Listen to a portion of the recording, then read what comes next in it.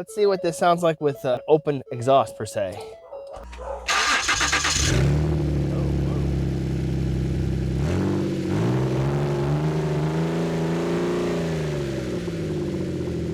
I kind of like it. It sounds really deep and really gnarly.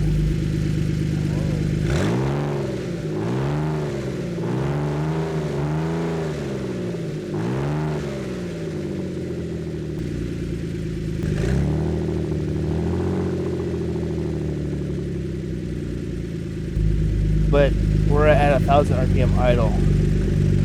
And that little raspy sound right now, I don't know if I'd like that.